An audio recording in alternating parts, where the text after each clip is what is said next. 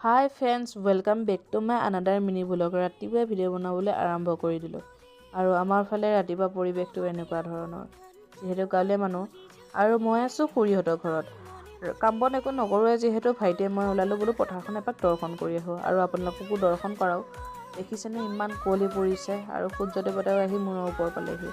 এনেকৈ মানে ৰাতিপুৱা সময়খিনি ফটো আৰু ভিডিঅ' বনাই কটাইছোঁ আৰু এইটো মোৰ ভাইটি হয়। আৰু এফালে মোৰ কেবটো কেনেকুৱা লাগিছে ক'ব, কালি ডাঙৰ ভাইটিয়ে গিফ্ট দিছে। আৰু কালি ইমান জেগা ঘূৰি পকি আহিলোঁ কিন্তু ভিডিঅ' বনোৱা নহ'ল, কাৰণ এটা মোবাইলো লগত লৈ নগ'লোঁ।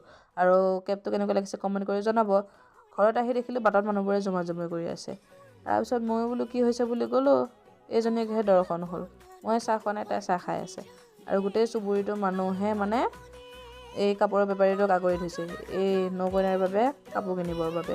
তাই বাৰু মোৰে ভাই বোৱাৰী হয়। এতিয়া আমি দুইজনীয়ে ল'ৰা